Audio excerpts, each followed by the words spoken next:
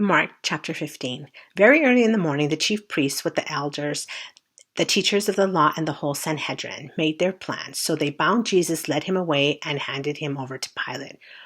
"Are you the king of the Jews?" asked Pilate. "You have said so," Jesus replied. The chief priest accused him of many things. So again Pilate asked him, "Aren't you going to answer? See how many things they're accusing you of?" But Jesus still made no reply, and Pilate was amazed. Now it was a custom at the festival to release a prisoner whom the people requested. A man called Barabbas was in the prison with his insurrectionists who had committed murder in the uprising. The crowd came up and asked Pilate to do for them what he usually did. "Do you want me to release to you the king of the Jews?" asked Pilate, knowing it was out of self-interest that the chief priests had handed Jesus over to him. But the chief priests stirred up the crowd to have Pilate release Barabbas instead. "What shall I do then with the one you call the king of the Jews?" Pilate asked them. "Crucify him," they shouted. "Why? What crime has he committed?" asked Pilate.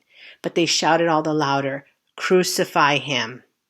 Wanting to satisfy the crowd, Pilate released Barabbas to them. He had Jesus flogged and handed him over to be crucified.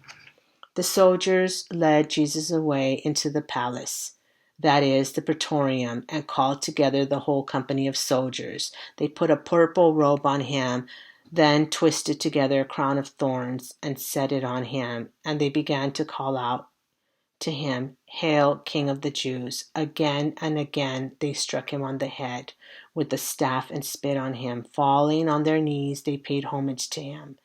And when they had mocked him, they took off the purple robe and put his own clothes on him. They led him away to crucify him. A certain man from Cyrene, Simon, the father of Alexander and Rufus, was passing by on his way in from the country, and they forced him to carry the cross. They brought Jesus to the place called Golgotha, which means the place of the skull. Then they offered him wine mixed with myrrh, but he did not take it, and they crucified him. Dividing up his clothes, they cast lots to see what each would get. It was 9 a.m. when they crucified him. The written notice of the charge against him read, "The King of the Jews." They crucified 2 rebels with him, one on his right and one on his left.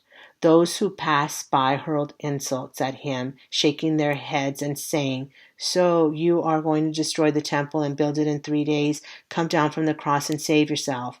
In the same way, the chief priests and the teachers of the law mocked him among themselves. "He saved others," they said, "but he can't save himself. Let the Messiah, this King of Israel, come down now from the cross, that we may see and believe." Those crucified with him also heaped insults on him. At noon, darkness came over the whole land until 3 p.m. And at 3 p.m, Jesus cried out in a loud voice, "Eloi, Eloi, lema sabachthani," which means, my God, why have you forsaken me?" When some of those standing near heard this, they said, "Listen, he is calling Elijah." Someone ran, filled a sponge with wine vinegar, put it on a staff, and offered it to Jesus to drink. "Now leave him alone. Let's see if Elijah comes to take him down," he said. With a loud cry, Jesus breathed his last. The curtain of the temple was torn in two from top to bottom. And when the centurion who stood there in front of Jesus saw how he died, he said, "Surely this man was the Son of God."